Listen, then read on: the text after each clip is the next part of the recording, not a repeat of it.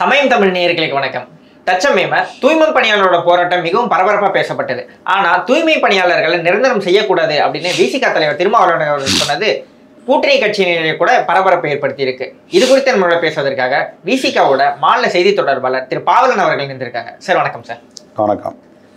Sir, இப்போ இந்த பிரச்சனையோட ஆரம்ப கட்டத்துக்கே போகலாம். சார், தூய்மை பணியாளர்களோட போராட்டத்தை திமுக சரியா கையாண்டதா நினைக்கிறீங்களா?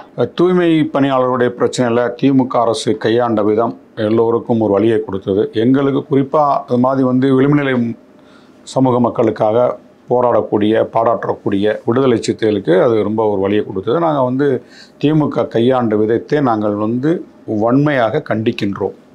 அதில் மாற்று கருத்தே இல்லை. ஆனால் இந்த தூய்மை பணியாளர்களோட போராட்டம் அவங்க பக்கம் நியாயம் இருக்குன்னு சொல்றாங்க. ஆனா விசிகாவோட தலைவர் திருமாவளவன் அவர்களை நிரந்தரப்படுத்தக்கூடாது, அது குலத்தொழில் மாதிரி கொண்டு வந்துரும் அப்படின்ற மாதிரி ஒரு கருத்தை முன் வச்சிருக்காரு. அது குறித்து அது ஒரு தொலைநோக்கு பார்வை. இப்போ கேட்குறவங்களுக்கு என்னென்னா, ஏன் இவர் இப்படி பேசுகிறாரு அப்படின்னு தோணும். அவங்க தூய்மை பணி நம்பி வாழ்ந்துட்டு இருக்காங்க, அவங்கள நிரந்தரம் பண்ணுறதான ஒரு நல்ல ஒரு அணுகுமுறைன்ற மாதிரி தோணும். ஆனால் தலைவருடைய ஒரு பார்வை என்பது எப்போதுமே ஒரு தொலைநோக்கு பார்வையாக தான் இருக்கும். எதிர்காலத்தில் அவங்க என்னவா வரணும் அப்படி சிந்திக்கிறது தான் ஒரு தலைவருக்கான ஒரு அழகு. அதைத்தான் அவர் செஞ்சுருக்காரு. இப்போ காலங்காலமாக இங்கே பிறப்பின் அடிப்படையில் சில தொழில்கள் தீர்மானிக்கப்பட்டிருக்கிறது. குறிப்பாக இந்த தூய்மை பணியை மேற்கொள்வது, சாக்கடை அள்ளுறது, இந்த ட்ரைனேஜெலாம் அள்ளி க்ளீன் பண்ணுறது, நிறைய பேர் சாகுறாங்க, விஷவாயு தாக்கிலாம் சாகுறாங்க. இது காலங்காலமாக நடந்துகிட்டே இருக்குது. இப்போது தமிழ்நாட்டில் இருக்கக்கூடியவர்கள் அதை செஞ்சிட்டு இருந்தாங்க. போத வரைக்கும் ஆந்திராவிலேருந்து ஆட்களை கொண்டு அந்த தொழில் பண்ணுறாங்க. நம்ம என்ன அப்படின்றோன்னா, சமூக தகுதி என்பது இந்த தூய்மை பணியால் உருவாக போகிறதில்ல. இப்போ சமூக தகுதியை இந்த மக்களுக்கு உருவாக்குவதற்காகத்தான் விடுதலை சிறுத்தைகள் என்கின்ற அந்த பேர் இயக்கத்தை நாங்கள் நடத்திட்டு இருக்கோம். இப்போ அரசாங்கம் தூய்மை பணி எல்லோருக்குமானது அப்படின்ற அந்த அடிப்படையில் இதை அறிவிக்கணும். முன்னாடி வேலைவாய்ப்பு துறையிலேருந்து இன்டர்வியூ அனுப்புவாங்க. இப்போ கான்ட்ராக்ட் விட்டு ஆள் எடுக்கிறாங்க. முன்னாடி வேலைவாய்ப்பு துறையிலேருந்து ஸ்கேவெஞ்சர் பணியிலேருந்து ஓஏ போன்ற பணிகள்லேருந்து கிளர்க்கு, அந்த மாதிரி எல்லா பணிகளுக்குமே எம்ப்ளாய்மெண்ட்லேருந்து இன்டர்வியூ கார்டு அனுப்பி இன்டர்வியூ எடுப்பாங்க.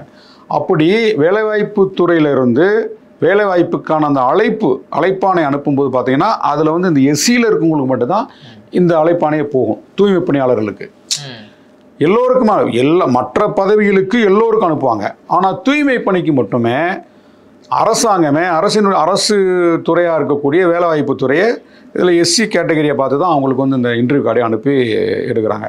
இப்போ இது என்னென்னா, இந்த வேலை இவர்களுக்காக தான் அப்படின்னு ஃபிக்ஸ் பண்ணுறது, தீர்மானிக்கிறது. ரூல்ஸ் படி அது அப்படி அனுப்பப்படுதா இல்லை அவங்க பார்த்து அப்படி அனுப்புகிறாங்கன்றது உங்கள் குறைச்சி? இல்லை, அவங்க இப்போ அரசாங்கத்துடைய பார்வையே அப்படியா இருக்குது. இந்த பணிக்கெல்லாம் இவங்க தான் வருவாங்க, இவங்க தான் செய்வாங்க அப்படின்ற அந்த பார்வை அரசுக்கு அரசுத்துறை அதிகாரிகளுக்கு இருக்கனால தான் இந்த தூய்மை பணியாளர்களுக்கு முன்னாடி அந்த முன்னாடி வேலைவாய்ப்பு துறையில் தான் அது மூலமாக தான் நிறைய வேலைவாய்ப்புக்கான அந்த அழைப்பானை வரும். இப்போ தான் நிறையா எல்லா துறைகளிலுமே அந்த துறை சார்ந்த தேர்வு நடத்தி அதில் யார் தேர்ச்சி போடுறாங்களோ அவங்கள நேர்முக தேர்வுக்கு அழைக்கப்பட்டு அதுக்கப்புறம் தான் பணிக்கான ஆணை வழங்குறாங்க. ஆனால் முன்னாடி எல்லா துறைகளுக்குமே வேலைவாய்ப்பு துறையிலிருந்து தான் இந்த பணிக்கான அந்த ஆணை அனுப்புவாங்க. இப்போ அப்படி இல்லை. இப்போ மாநகராட்சி உட்பட நகராட்சி பேரூராட்சியில் தூய்மை பணியாளர்களை அனுப்பணும் அப்படின்னா அதை ஒரு குறிப்பிட்ட சமூக மக்களை மட்டுமே தேர்வு செய்யக்கூடிய ஒரு அவலம் இருக்கிறது. இப்போ அந்த அடிப்படையில் தான் இந்த பணியை ஏன் இந்த மக்கள் மீது திணிக்கிறீங்க? இப்போ இந்த மக்கள் இந்த தொழிலை மட்டுமே, இந்த தூய்மை பணியை நம்பி மட்டுமே இவங்க வாழக்கூடாது. மாற்று பணிகள் ஏராளமாக இருக்குது. லட்சக்கணக்கான தொழில்கள் இருக்குது. அது கண்ணியமிக்க வேற தொழில் நோக்கி நகரலாம். அப்படி வாய்ப்புகள் இருக்குது. இப்போ சென்னையில் இருக்கக்கூடியவங்க பிழைப்பு தேடி தமிழ்நாட்டில் பல்வேறு மாவட்டங்கள்லேருந்து கிராமங்கள்லேருந்து சென்னைக்கு ஓடி வர்றவங்க எல்லோருமே தூய்மை பணியில் ஈடுபடுறதில்ல. வேறு தொழிலை நம்பி இருக்கிறாங்க. அதில் அவங்களுடைய உழைப்பை கொடுக்குறாங்க, அதன் மூலமாக முன்னேறாங்க. ஆனால் ஒரு குறிப்பிட்ட சமூகம் மட்டுமே இந்த தொழிலுக்கு மட்டும்தான் அப்படின்னு வெளியூர்லேருந்து ஓடி வந்தால் கூட, ஆந்திராவிலேருந்து வந்தால் கூட, அல்லது இங்கே இருக்கிறவங்க கூட கார்பரேஷனில் போய் வேலை செய்வோம், ஏதோ ஒரு கூட்டுறது பெருக்கிற வேலை கிடைக்கும், அதை வச்சு பொழப்பம் நடத்துவோம். இந்த மைண்ட் செட் இருக்குல்ல, இந்த உளவியல், இந்த உளவியல் வந்து தவறானது அப்படின்ற அடிப்படையில இருந்து தான் தலைவருடைய அந்த பார்வை இருந்தது. அது ஒரு லாங் டேர்ம் கோலா இருக்கலாம். இந்த ஆதி திராவிடர் மக்களை குறி வச்சுதான் அவங்க வேலை கொடுக்குறாங்கிறது உங்களோட குற்றச்சாட்டு. அது மேபி உண்மையா கூட இருக்கலாம். இப்போ சென்னையில இருக்கிற சாலைகளை கிளீன் பண்றதுக்கு மிஷின்கள் வரணுங்கிறது ஒரு லாங் டேர்ம் பிளான். ஆனா இப்ப கிளீன் பண்ணணும் அப்படிங்கிறது ஒரு டிமாண்ட் இருக்கு. மக்கள் வந்து அதாவது ஆதி திராவிடர்களோட கொஞ்சம் எக்கனாமிக்கலா வீக்கரா இருக்கிறவங்க வந்து ஒரு 22,000 23,000 கிடைக்கும் அப்படிங்கிறதுக்காக அங்க வர்றதுக்கும் ரெடியா இருக்கும் போது அவங்க நிரந்தரம் பண்ணக்கூடாது அப்படிங்கிறது தவறான பார்வையா இல்ல? இப்போ ஷார்ட் டேர்ம்ல நாங்க என்ன சொல்றோம் அப்படின்னா, அவங்களுக்கு வேலை கொடுக்க கூடாது அப்படின்னு நாங்க சொல்லல. வேலை கொடுங்க. இப்போ பணி நிரந்தரம் நீங்க தூய்மை பணிக்கு நீங்க வந்து 60 வயசு வர்ற வரைக்கும் நீங்க தூய்மை பணியாளராக இருக்கலாம் அப்படின்னு பணி நிரந்தரம் கொடுத்துட்டாங்கன்னா அவர் கடைசி வரைக்கும் அந்த தூய்மை பணியில தான் இருக்கணும். இப்ப படித்தவர்களும் மற்ற வேலை கிடைக்கல, வேலை இருக்கு, அதை தேடுவதற்கான அந்த அதுக்கான நேரங்களை செலவிடாம தூய்மை பணிக்கு வர்றாங்க. டிகிரி ஹோல்டர்லாம் வர்றாங்க. இல்ல சார், ஒரு நான் சொல்லி முடிச்சுக்கிறேன். டிகிரி ஹோல்டர் வர்றாங்கல்ல, அவங்களுக்கு தூய்மை பணி கொடுக்குறீங்கல்ல, அவர் ரிட்டையர் ஆன வரைக்கும் என்னதான் கல்வி தகுதி இருந்தால் கூட அவர் தூய்மை பணியாளராக இருக்கிறார். அவருக்கு வந்து இப்போ வந்து அப்பாயின்மெண்ட் ஆகும்போது தூய்மை பணியாளராக வந்துட்டார். ஆனால் இன்டர்னல் செலெக்ஷன் ஒன்று இருக்குது. எல்லா துறைகளிலுமே இன்டர்னல் செலெக்ஷன், உள்முகத் தேர்வு, அந்த துறை சார்ந்த உள்முகத் தேர்வு. இப்போ அவர் வந்து ஸ்கேவெஞ்சராக இருக்கார், அவர் எஜுகேஷன் குவாலிஃபிகேஷன் இருக்கு, அவர் ஏன் வந்து ப்ரொமோஷன் பண்ணி ஒரு கிளர்க்காக ஏன் அப்பாயின்மெண்ட் பண்ணலாம், ஒரு ஜூனியர் ஸ்டாண்டாக போடலாம், ஒரு அசிஸ்டண்ட்டாக போடலாம், ஒரு செக்ஷன் ஆஃபீஸராக போடலாம். ஆனால் போடுறது இல்லை. மற்ற ஒரு ஒரு ரெக்கார்ட் கிளர்க்கு வந்து ஜூனியர் ஸ்டாண்ட் ஆவார், ஜூனியர் ஸ்டாண்ட் வந்து அசிஸ்டண்ட் ஆவார், அசிஸ்டண்ட் வந்து செக்ஷன் ஆஃபீஸர் ஆவார். இது எல்லா துறைகளிலுமே அரசு துறையில் இருக்குது. ஆனால் அந்த ஸ்கேவெஞ்சர் தூய்மை பணியாளர்கள் அந்த அரசு நிறுவனங்கள் இருக்கக்கூடிய கழிவறையை சுத்தப்படுத்துறது, அந்த கட்டடத்தையே வந்து கூட்டி பெருக்கிறது, இப்படி எல்லா வேலையும் ட்ரைனேஜை வந்து சுத்தப்படுத்துறது. இந்த வேலைக்கு வந்து ஒன்ஸ் நீங்கள் அப்பாயின்மெண்ட் பண்ணிட்டாங்கன்னா கடைசி வரைக்கும் அந்த வேலை தான் இருக்கணும். இல்லை சார், ப்ரொமோஷன் கொடுக்கல அப்படிங்கிறது அரசு மேலே நீங்கள் குற்றச்சாட்டு வைக்கலாம். ஆனால் மீதி இருக்கிறவங்களுக்கும் நீங்கள் வந்து இப்போ ஒருத்தருக்கு பெட்டர் ஆப்பர்ச்சுனிட்டிஸ் வெளியே இருந்தாங்கன்னா 22,000 இங்கே சம்பளம், வெளியே போனால் ஒரு 30,000 கிடைக்குன்னா வெளியே போயிட போகிறாங்க. ஆனால் இங்கே வெளியே போகாதவங்களுக்கு கூட இங்கே நீங்கள் நிரந்தரம் பண்ண மாட்டீங்கன்றது தான் கேள்வியாக இருக்குது. ஏங்க இப்போ இந்தியாவில் எடுத்துக்கிட்டிங்கன்னா நீங்கள் வந்து இப்போ வேறு நாடுகள், இந்தியாவை விட பொருளாதாரத்தில் பின்தங்கிய நாடுகளில் கூட இந்த தூய்மை பணியை வந்து ரொம்ப நவீனமயமாக்கிட்டாங்க. இப்போ நீங்கள் உதாரணமாக ரயில்வே ஸ்டேஷனில் பாருங்களேன், அந்த ட்ரெயின் புரட்ட பிறகு அங்கே அந்த தண்டவாளத்தில் மலமாக கிடைக்கும். அது எப்படி எடுக்கிறாங்க நீங்கள் போய் பாருங்கள். ஒரு கூடையை வச்சுக்கிட்டு ஒரு கையில் வந்து ஒரு இது மாதிரி எடுத்துக்கிட்டு அதில் போட்டு சுமக்குறாங்க. எவ்வளோ பெரிய அவலம் இந்த நூற்றாண்டுலேயும் இந்த டிஜிட்டல் உலகத்துலேயும். இப்போ இது போன்ற பணிகளை வந்து அந்த மக்கள் செய்யணுமா? ஏன் நவீனப்படுத்துங்க, அதுக்கான கருவிகளை கொண்டு வாங்க. என்னென்னத்தையோ கருவியை கண்டுபிடிக்கிறீங்க. நிலாவில் போய் இறங்குது, ராக்கெட் இறங்குது, நிலாவுடைய தென் துருவத்தை கண்டுபிடிச்சிட்டோன்னு சொல்லி கொண்டாடுறீங்க. ஆனால் ஒரு மலைக்கழிவை வந்து எடுக்கிறதுக்கு இன்றைக்கி ஒரு மனுஷன் இறங்கி தான் போய் பார்க்க வேண்டியிருக்கு. எல்லா இடங்களையும் வந்து ட்ரைனேஜ் அடைச்சிருச்சு, சாக்கடை அடைச்சிருச்சு, உள்ளே இறங்குறாங்க, விவசாயி தாக்கி சாகுறாங்க. இப்போ நிறைய இடங்களில் வந்து மலம் கழிக்கப்படுது இரவு நேரங்களில். அதை பகலில் யார் போய் எடுக்கிறா? சென்னையில் எடுத்துக்கங்க. சென்னையில் இரவு நேரங்களில் சாலை ஓரத்தில் படுத்து கிடக்கிறவங்களாம் அங்கங்கே சாலை ஓரத்தில் மலத்தை கழிச்சிடுறாங்க. காலையில் யார் அதை க்ளீன் பண்ணுறது? யார் போய் சுத்தப்படுத்துறது? இந்த தூய்மை பணியாளர்கள் போகிறாங்க. குப்பையை ஒரு பக்கம் அள்ளுறாங்க, இந்த மலத்தை ஒரு பக்கம் அள்ளுறாங்க. இப்போ இதுக்கெல்லாம் ஏன் வந்து நவீனப்படுத்தப்பட்ட கருவிகளை ஏன் வந்து அரசு, மத்திய அரசோ அல்லது சென்ட்ரல் மாநில அரசோ ஏன் வந்து இது செய்யலை? அப்போ இதுக்கெல்லாம் வந்து எங்கள் தலைவர் எழுச்சி தமிழர் நாடாளுமன்றத்தில் பேசியிருக்கிறாரு. தூய்மை பணியை வந்து நவீனப்படுத்துங்க. இந்த காலத்தில் இந்த 20ஆம் நூற்றாண்டுலையும் வந்து மலத்தை வந்து ஒரு மனிதனுடைய மலத்தை இன்னொரு மனிதனே கையில் அள்ளக்கூடிய ஒரு பேரவலம் இருக்குன்னு சொல்லிட்டு நாடாளுமன்றத்தில் பேசியிருக்காரு. சார், நவீனமயப்படுத்துறது ஒண்ணு. நாளைக்கு இப்ப திடீர்னு நான் வேலைக்கு போனேன்னா நீ வேலைக்கு இல்லப்பா அப்படின்னு சொல்லாம, இல்ல உனக்கு எப்பவுமே இங்க வேலை இருக்கும் அப்படின்னு சொல்றது தானே பெர்மனன்ட் ஆக்குறது. நாங்க என்ன சொல்றோம் அப்படின்னா, நீங்க வந்து வேலை கொடுங்க. அவங்க இன்றைக்கு இருக்கக்கூடிய பொருளாதார தகுதிக்கு ஏற்றவாறு நீங்க சம்பளம் கொடுங்க. இன்னைக்கு செலவு நிறைய இருக்கு. சென்னையில் வந்தோன்னே எல்லாருமே வீடு வாங்க முடியாது. வாடகைக்கு வீடு எடுக்கணும். 3 வேளை உணவு இருக்கு. பிள்ளைகளுக்கு வந்து கல்வி செலவு இருக்கு, மருத்துவ செலவு இருக்கு, போக்குவரத்து செலவு இருக்கு. இப்படி நிறைய செலவு இருக்கு. இந்த செலவுகள்லாம் ஈடுகட்டக்கூடிய அளவுக்கு அந்த தூய்மை பணியாளர்களுக்கு சம்பளம் கொடுக்கணும். அதில் விடுதலை சிறுத்தைகளோட நிலைப்பாடு ரொம்ப உறுதியாக இருக்கணும், மாற்று கருத்தே இல்லை. ஒரு அரசு துறையில் பணியாற்றக்கூடியவர்களுக்கு என்னென்ன ஃபெசிலிட்டிஸ்லாம் இருக்கோ அதெல்லாம் உங்களுக்கு செஞ்சு கொடுங்க. ஏன்னா வந்து இது ஒரு பேசிக்கான ஒர்க்கு. ஆனால் இந்த வேலை இந்த சமூகத்திற்கானது மட்டும்தான் அப்படின்றது வந்து அரசே வந்து ஃபிக்ஸ் பண்ணும்போது, அது தீர்மானிக்கும் போது உளவியலா அந்த மக்கள் வந்து அதுக்கு வந்து ஆட்படுறாங்க. வேற வேலையை நோக்கி நகர முடியாது. இந்த வேலையை செய்யக்கூடியவர்களுக்கு சமூக மதிப்பு என்னவா இருக்கு, சமூக தகுதி என்னவா இருக்கு சொல்லுங்க பார்ப்போம். ஒரு ஐடி கம்பெனியில் வந்து ஒரு ஓஏவா இருக்கிறவனுக்கு அவனுக்கு இருக்கக்கூடிய ஒரு மரியாதை, நீங்கள் ஒரு மாநகராட்சியில் இருக்கக்கூடிய ஒரு நகராட்சி, பேரூராட்சி, ஊராட்சியில் ஒரு துப்புரவு பணியாளர் வேலை செய்யக்கூடிய என்ன சமூக தகுதி இருக்குது? இங்கே சமூக தகுதி ரொம்ப முக்கியம், சுயமரியாதை ரொம்ப முக்கியம். அதுக்கு தானே கட்சி நடத்திட்டு இருக்கோம், அதுக்கான போராடிட்டு இருக்கோம். இல்லை சார், பே சண்முகம் வந்து ஒரு உதாரணம் சொல்றாரு. அவருக்கு தெரிஞ்சவர் கூட தூய்மை பணியாளர் இருந்து அவங்க மகளை படிக்க வச்சு அவங்க ஒரு டாக்டரேட் பட்டம் வாங்கி அவங்க சமூக பொருளாதார நிலை வந்து மாறி இருக்கு அப்படின்னு சொல்றாங்க.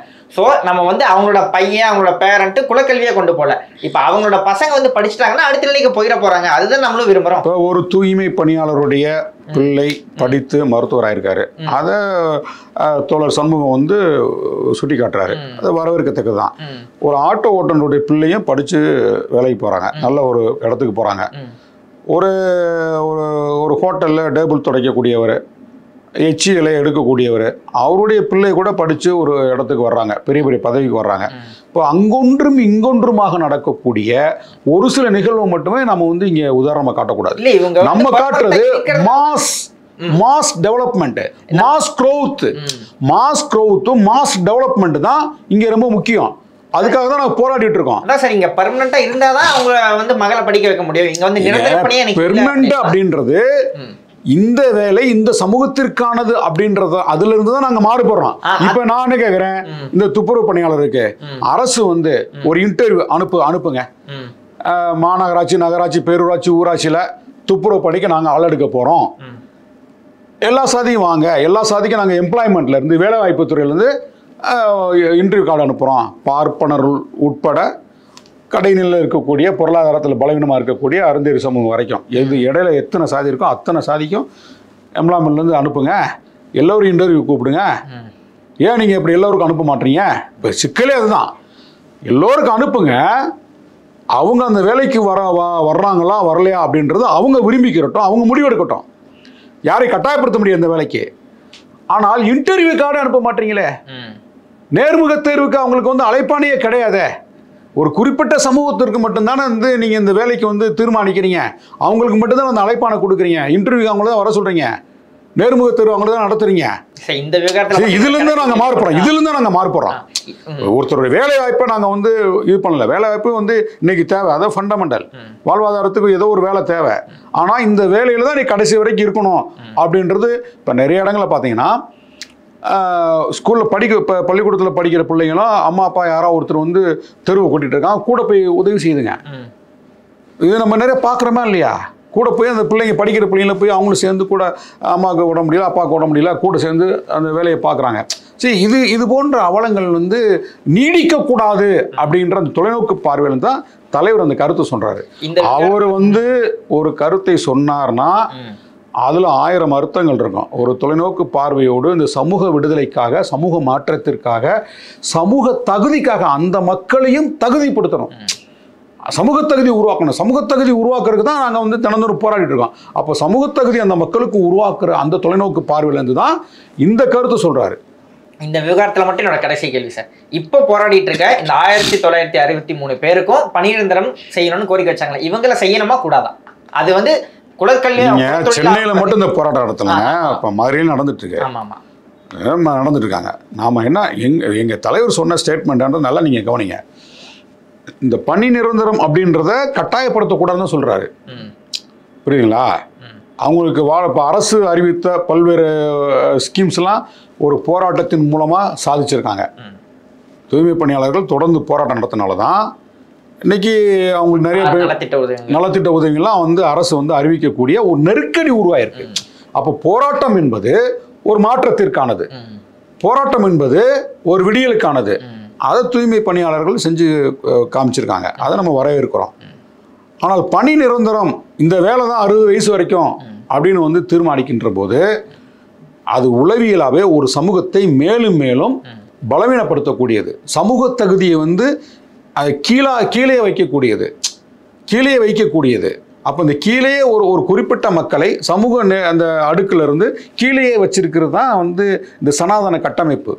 அப்போ சனாதனத்திற்கு எதிராக போராடக்கூடிய விடுதலை சிறுத்தைகள் அந்த தொலைநோக்கு பார்வையிலிருந்து தான் இந்த சமூகத்தை இது குறைச்சி மதிப்பிடக்கூடிய அந்த தொழிலில் ஒரு குறிப்பிட்ட சமூகத்தை மட்டுமே நீங்கள் வந்து அடைக்கக்கூடாது.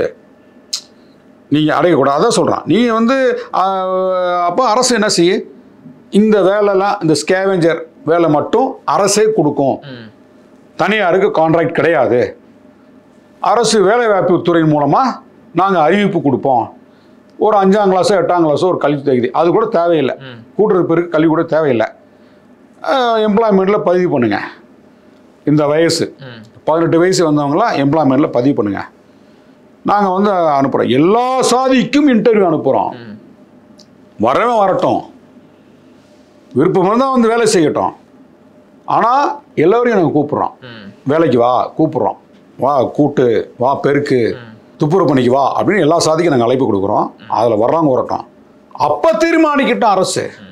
அப்போ அப்படி விரும்பி வரக்கூடியவர்களை மட்டும் வந்து நீங்கள் வந்து கன்ஃபார்ம் பண்ணுங்க, பணி நிரந்தரம் கொடுங்க.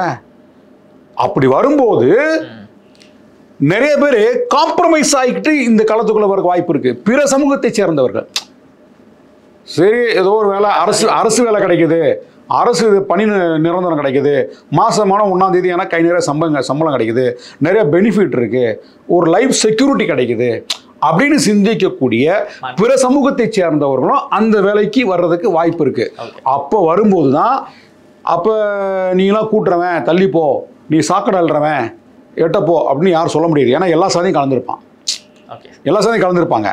அப்போ கூட்டுறவன் இந்த சாதின்னு தீர்மானிக்க முடியாது, சாக்கடை அல்றவன் இந்த சாதின்னு தீர்மானிக்க முடியாது, கக்கூசை கிளீன் பண்ணுறவன் இந்த சாதி தீர்மானிக்க முடியாது, எல்லா சாதிக்காரன் கலந்துருப்பான் அப்படின்னு நினைக்கும் போது அவங்க மேலே இருக்க சமூக மதிப்பு வந்து மாறுபடும்.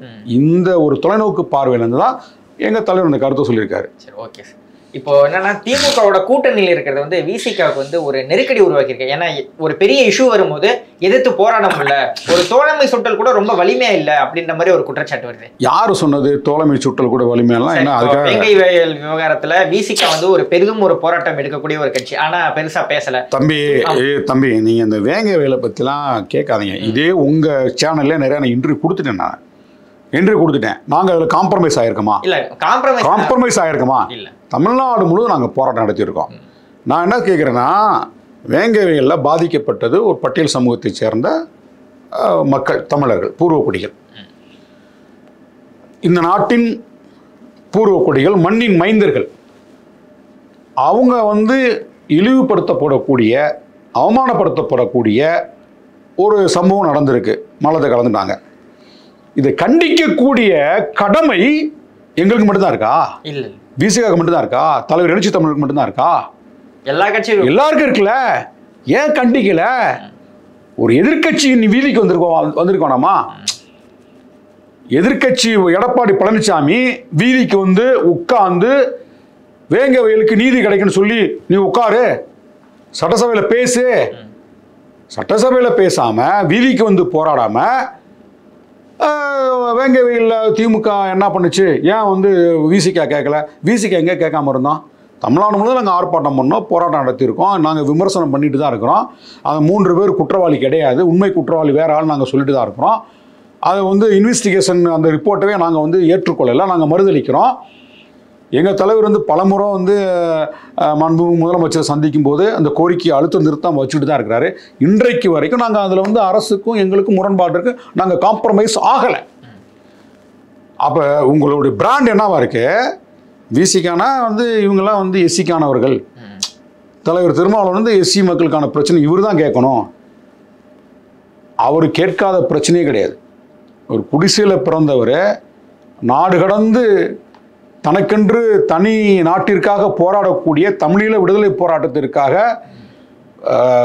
ரொம்ப தீவிரமாக தமிழ்நாட்டில் நேர்மையோடு போராடியவர்.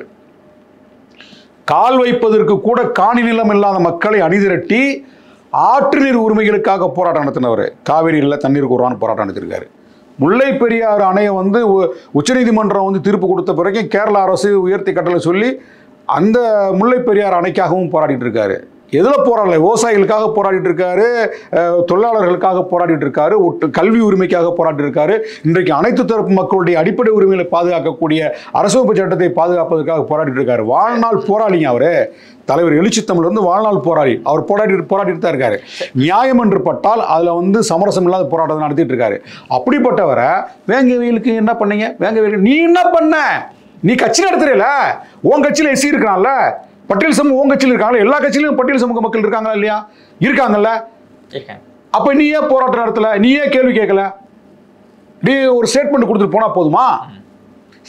உங்களுக்கு திமுக அரசு மேல கோவம் இருக்கலாங்க, கடுப்பு கோவம் இருக்கு. இந்த திமுக அரசு அந்த ஆட்சி கட்டில இருந்து அப்புறப்படுத்தணும், இவங்களை தேர்தல் தோக்கடிக்கணும்னு நினைக்கிறீங்களா?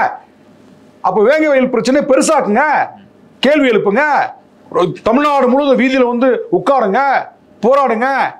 ஏன் எந்த கட்சி செய்யல? நாங்க எங்களுடைய கடமையை நாங்க செஞ்சிட்டோம். நாங்க அரசு தரப்புல சமரிக்கப்பட்ட அந்த அறிக்கையை நாங்க ஏற்றுக்கொள்ளல. எங்க ஸ்டாண்டு கரெக்டா தான் இருக்கு. எங்க போனாலுமே இந்த வேங்கவேல் இந்த கேள்வியே தப்பானது. நிறைய ஊடகங்களை போனோம்னா வேங்கவேல் என்ன வேங்கவேல்? நான் என்ன கேட்குறேன், ஊடகம்லாம் என்ன பண்ணுச்சு, மீடியாக்கள் என்ன பண்ணுச்சு? எல்லா மீடியாவும் டிபேட்டில் எங்ககிட்ட கேள்வி தான் கேட்குறீங்களே தவிர மீடியா என்ன பண்ணுச்சு? மீடியாவுக்கு ஒரு தார்மீக கடமை இருக்கா? ஜனநாயகத்தின் 4வது தூண் தானே எல்லா மீடியாக்களும். அது பிரிண்ட் மீடியாவாக இருந்தாலும் விஷுவல் மீடியாவாக இருந்தாலும் எல்லாமே ஜனநாயகத்தின் 4வது தூண் தானே. அப்போ ஜனநாயகத்தை பாதுகாக்கணும் அப்படின்னா வேங்கவேல் சம்பவம் உங்களுக்கு ஒரு குற்றமாக, பெரிய குற்றமாக உங்கள் கண்ணுக்கு தெரிஞ்சதுன்னா, அரசனுடைய நிலைப்பாடு தவறு தெரிஞ்சுதா, எல்லா மீடியாவும் கண்டிங்க, எல்லா மீடியாவும் எழுதுங்க, எல்லா மீடியாவும் பேசுங்க. ஆனா எங்களை மட்டும் கூப்பிட்டு வச்சுட்டு வேங்கவேலுக்கு என்ன பண்ணீங்க என்ன கேள்வி கேட்கறது அபத்தமா இருக்குங்க. இப்ப திருமாவளவன் திமுக கூட ரொம்ப காம்ப்ரமைஸ் பண்ணி போறாரு அப்படின்னு ஒரு இமேஜ் கட்டமைக்கப்படுறதா நினைக்கிறீங்களா? திரும்ப திரும்ப ஒரு விளக்கம் கொடுக்க வேண்டிய சூழலுக்கு விசிக தள்ளப்படுது. இது திட்டமிட்டு எங்களுடைய கொள்கை பகைவர்கள் பரப்பக்கூடிய ஒரு செய்தி தான். நாங்க கொள்கை சார்ந்து ஒரு அணியில தான் நாங்கள் பயணிக்க முடியும். இப்போ அங்கே ஒன்றும் இங்கே ஒன்றுமா அந்த நிகழ்ச்சியில் நடக்குது. விசிகா திமுகவோடையே இருக்குது, திருமாவளவன் திமுகவை காப்பாற்றிட்டே இருக்கிறாரு அப்படின்னு ஒரு விமர்சனத்தை நீ கட்டமைக்கிறீங்க. சரி, உங்கள் விருப்பப்படி நான் வர்றேன். விசிகா திமுக அணியிலிருந்து வெளியேறுது. வெளியேறி எங்கே போய் சேர முடியும்? செகண்ட் ஆப்ஷன் சொல்லுங்க, பெட்டர் ஒரு ஆப்ஷன் சொல்லுங்க, இது பெட்டர் சாய்ஸ் அப்படின்னு சொல்லுங்க. எங்களை திமுக அணியில் இருக்கிறதுனால எங்களை விமர்சனம் பண்றீங்க. இந்த அணி ஸ்ட்ராங்கா இருக்கு, திமுக அணி மறுபடியும் ஜெயிக்க போகுது. வெளியே எங்கேயும் சாய்ஸ் இல்ல. இப்ப விஜய் மட்டும் தாங்க. திமுக அணி 2026 வெற்றி பெற போகுது. அதுக்கு விசிகா மிகப்பெரிய ஒரு பலம் வாய்ந்த ஒரு அணியா இருக்குது. விசிகா இருக்கக்கூடிய அந்த கட்சி ஒரு பலமா இருக்கு. அப்போ விசிகாவை திமுக வெளியேற்றிட்டா திமுக அணி கவுத்துடலாம். இதுதான் சனாதனவாதிகள், சாதியவாதிகள், திமுகவுடைய எதிரிகள், விசிகாவுடைய எதிரிகள் ஒரு அணியா சேர்ந்து இந்த ஒரு விஷயத்தை பரப்பிட்டு இருக்காங்க. அது சொல்லி முடிச்சுக்கிறேன். அப்ப உங்க சாய்ஸ்க்கு நான் வர்றேன். நாங்க திமுக அணியிலிருந்து வெளியேறோம். விசிகா பேசக்கூடிய கொள்கையோடு ஒத்து போகக்கூடிய ஒரு கட்சியை காட்டுங்க, நாங்க சேர்றோம். இந்த பாயிண்ட் தான் சார் சேர்றோம் நாங்க. அதான் இந்த பாயிண்ட் தான் சார் கேக்குறாங்க. இப்போ விசிகா வெளியே வந்துட்டா வேற ஆப்ஷன் இல்ல அப்படிங்கிறதுக்காக திமுகவோட ரொம்ப சமரசம் பண்ணி போறாருன்னு ஒரு இமேஜ் சொல்றாங்க அப்படின்னு சொல்றாங்க. ஆப்ஷன் நாங்க தாங்க எங்க டோரை க்ளோஸ் பண்ணிருக்கோம். எங்க பார்வைக்கு தமிழ்நாட்டில் இருக்கக்கூடிய கட்சிகளிலேயே கொள்கை சார்ந்து இயங்கக்கூடிய ஒரு அணி மதசார்பற்ற முற்போக்கு அணியா திமுக தலைமையிலான இந்த அணி தெரியுது. அது களத்திலையும் நிரூபணமாகுது. அதனால தான் நாங்கள் பயணிக்கிறோம். இந்த அணியை கட்டமைச்சதுல எங்கள் தலைவர் எழுச்சி தமிழருக்கு விசிகாக்கு முக்கிய பங்கு இருக்குது. புரியுதா உங்களுக்கு? அப்போ நீங்கள் திமுக பேசக்கூடிய அரசியலை இன்றைக்கு சனாதனத்துக்கு எதிராக பேசுகிறாங்க, ஒன்றிய அரசுக்கு எதிராக பேசிகிட்டு இருக்காங்க. பாஜகவை பயங்கரமாக திமுக தமிழ்நாட்டில் விசிகா திமுக ரெண்டு கட்சி தான் பெருசாக பாரதிய ஜனதாக்கு எதிராக பேசிகிட்டு இருக்கோம். அது திமுகவுடைய விசிகாவுடைய பங்கு அதிகம் தான். நாங்கள் தான் பயங்கரமாக அடி அடிச்சுட்டு இருக்கோம். ஆனால் ஒரு மாநிலத்தை ஆளக்கூடிய திமுக அரசு ஒன்றிய அரசனுடைய ஆதரவு இல்லாமல் ஒரு அரசாங்கத்தை நடத்த முடியாது. ஃபண்டு எல்லாமே அங்கே தான் வரணும். புரியுங்களா? நிதி ரூபா சென்ட்ரல் கவர்மெண்ட்டோட கட்டுப்பாடு. நிறைய ஸ்கீம்ஸ்லாம் சென்ட்ரல் கவர்மெண்ட்ல தான் வரணும். அப்படின்ற பட்சத்தில் கூட அவங்க ஒன்றிய அரசுக்கு நேராக நிற்கிறாங்க. சனாதனத்துக்கு எதிராக பேசுகிறாங்க, ஆர்எஸ்எஸ் வந்து விமர்சனம் பண்ணுறாங்க, உறுதியாக இருக்காங்களே. இப்போ அந்த விசிகாவை நாங்கள் தனியாக அப்படி நம்ம வச்சுக்கிடுவோம். திமுக பேசுகிற அளவுக்கு சனாதனத்துக்கு எதிராக, ஆர்எஸ்எஸ்க்கு எதிராக, பாஜகவுக்கு எதிராக, சங்க பரிவார கும்பலுக்கு எதிராக, அவங்க செய்யக்கூடிய அட்டூழியங்களுக்கு எதிராக அதிமுக பேசுதா? இல்லை, கூட்டணியில் இருக்காங்க. அதிமுக பேசுதா? இல்லை, பேசலை. திமுகவுக்கு அடுத்து ஒரு பலமுள்ள கட்சியாக நீங்கள் காட்டிக்கிறீங்க, தமிழ்நாட்டை ஆண்ட கட்சி. நீங்கள் ஏன் பேசலை? பேசுங்க. நீங்கள் திமுக பேசக்கூடிய அதே அரசியலை அதிமுக பேசியிருந்தால், இந்தியா கூட்டணியில் அதிமுக இடம்பெற்றிருந்தால், பாஜகவோடு சேராமல் இருந்திருந்தால், விசிக்கு அதிமுக சேர்றதில்ல எந்த தடையே இல்லையே, தடையே இல்லையே. ஆனால் நீங்கள் வந்து விசிக பேசுகிற இது, திமுக பேசுகிற அரசியலை அதிமுக பேசலை. யாரோட கை கூர்க்க கூடாதோ அவரோட போய் கை சேர்ந்துறீங்க. இந்தியாவிற்கே மிகப்பெரிய ஆபத்தான ஒரு கட்சி வந்து பாஜக தான்.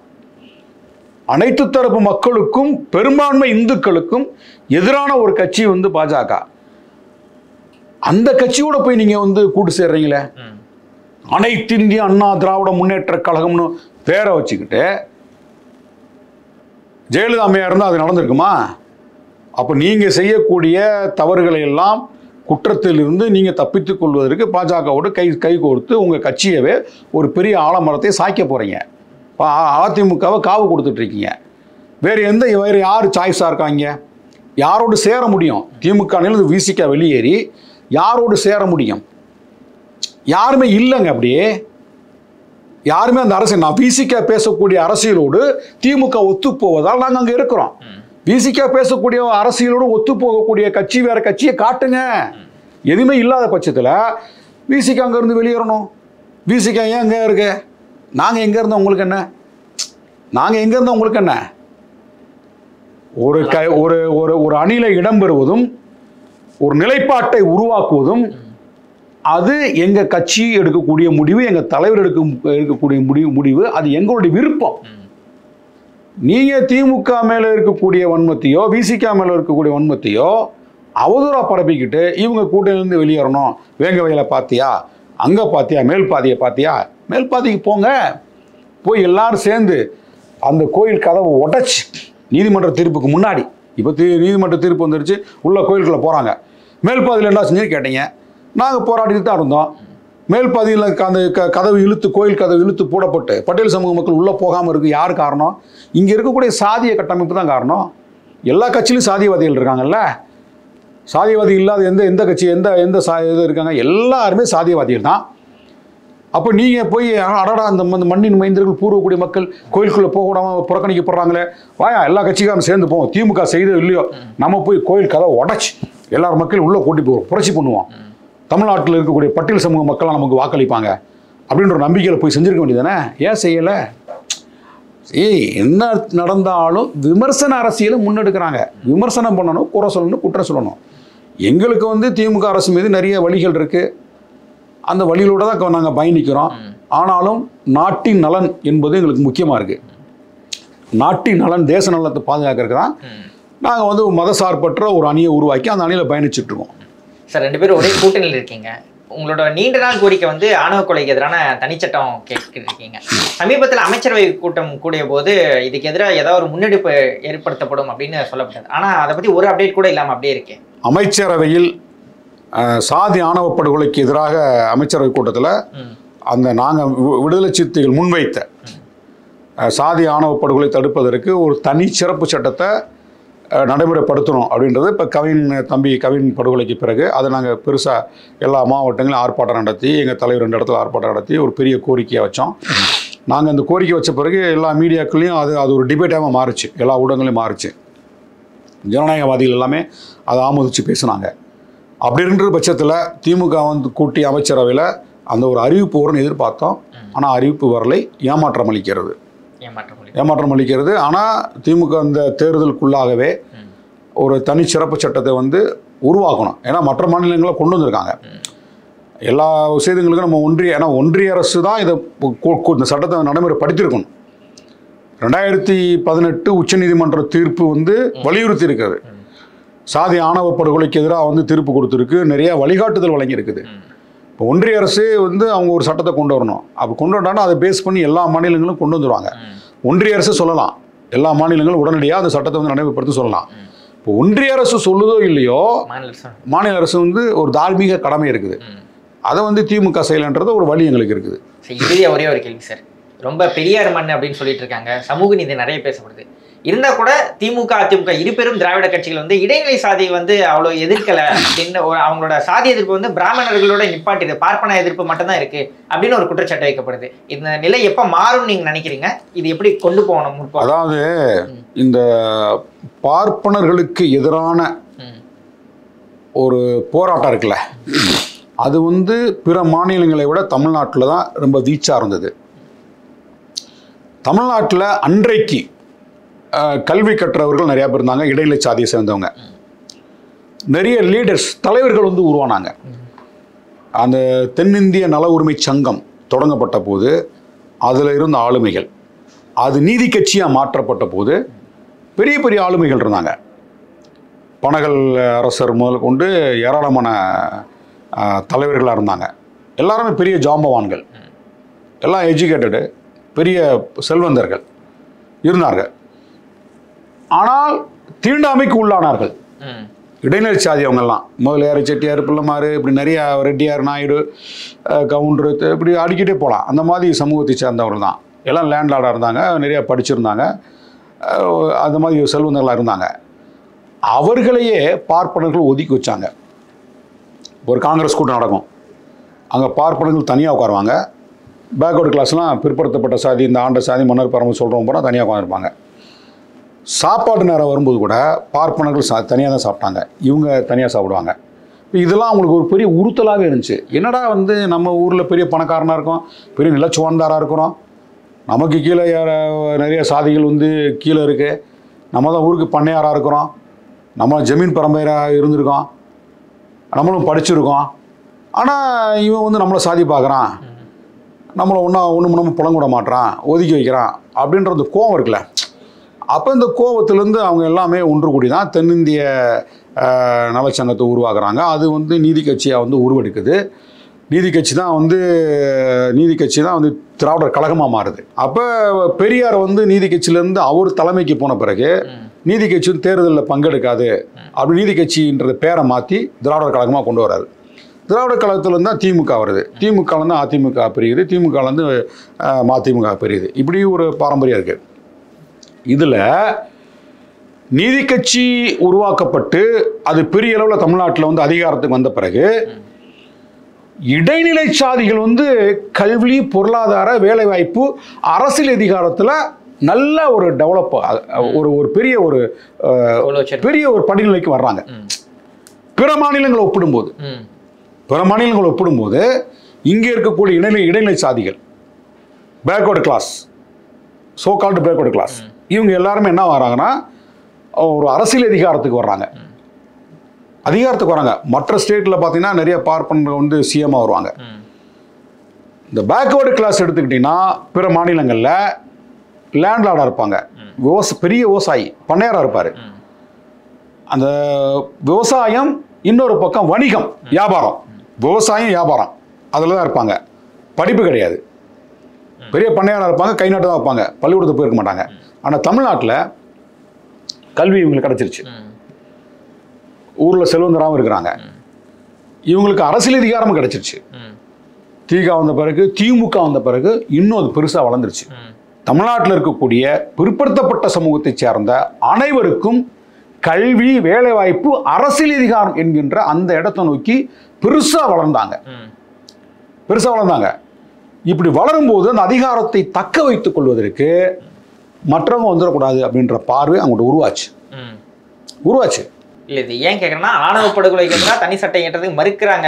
அதான் சொல்றேன். நீங்க திமுக அதிமுக எடுத்துக்கிட்டீங்கன்னா அங்க வந்து ஒரு ஒன்றிய கவுன்சிலரு, ஒரு ஊராட்சி மன்ற தலைவர், ஒரு மாவட்ட ஊராட்சி குழு தலைவர், சட்டசபை உறுப்பினர், நாடாளுமன்ற உறுப்பினர், மாநில அமைச்சர், ஒன்றிய அமைச்சர், மேயர், இந்த அதிகாரமுள்ள பதவிகள் இருக்கு பாருங்க, இதெல்லாம் பேக்வர்டு கிளாஸ் பிரிச்சுக்கிட்டாங்க. எந்தெந்த பகுதியில் எந்தெந்த சாதி வலுத்த சாதி இருக்கோ அவங்க வந்து அதை பிரிச்சுக்கிட்டாங்க. அப்போ அதிகாரத்தை சுவைக்க ஆரம்பிச்சுட்டாங்க. ஏற்கனவே நிலம் இருக்கும், பெரிய விவசாயம் இருப்பான், கூடுதலாக வந்து அரசியல் அதிகாரம் கிடச்சி போச்சு. அப்போ பெரிய ஒரு ஒரு ஒரு ஒரு மேம்பட்ட ஒரு ஆதிக்கம் செலுத்தக்கூடிய சமூகமாக தமிழ்நாட்டில் எல்லா அந்த பேக்வர்டு கிளாஸ் எல்லாம் அப்படி வளர ஆரம்பித்தாங்க. வடக்கு போயிட்டீங்கன்னா அது என்னென்னா அவன் வந்து லேண்ட்லார்டாக இருப்பான், வணிகம் செய்வான், அரசியல் அதிகாரம் கிடைச்சிது. என்ன அங்கேயும் இங்கேயும் ஒப்பிடும்போது அவனோட இவன் கொஞ்சம் படிக்க ஆரம்பித்தான்.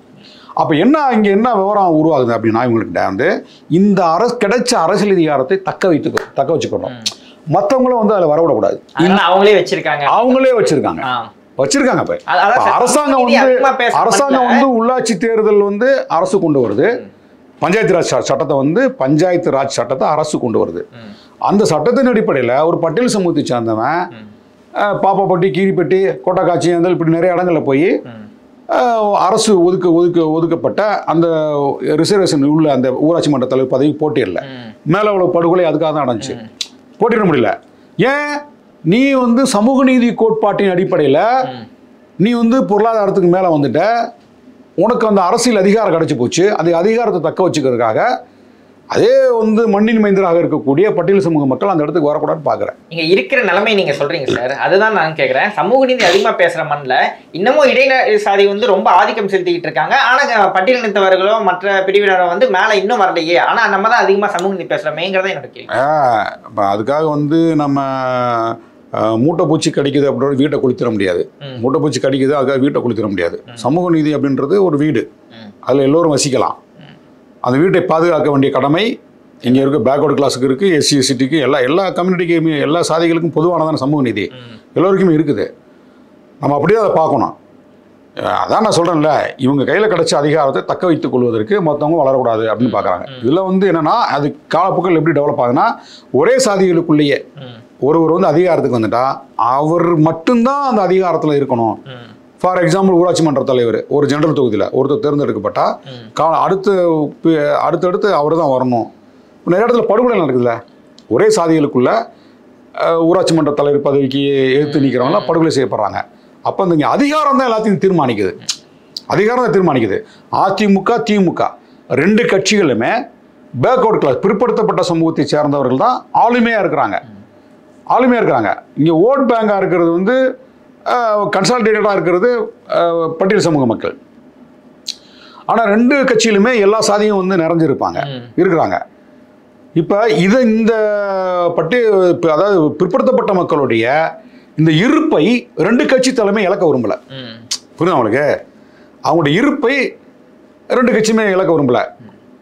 ரொம்ப சிம்பிளாக சொல்லணும் அப்படின்னா இந்த தாழ்த்தப்பட்ட மக்கள் என்று சொல்லக்கூடிய இந்த பட்டியல் சமூக மக்களுக்காக எந்த ஒரு அரசும் பிற்படுத்தப்பட்ட மக்களை பகைத்துக் கொள்ள தயாராக இல்லை.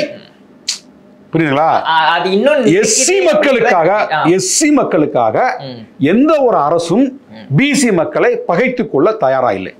இது அதுல இருந்து தான் பார்க்கணும். ரொம்ப நன்றி சார், உங்களோட நேரத்தை கொடுத்து உங்களோட கருத்துக்களை பகிர்ந்தமைக்கு.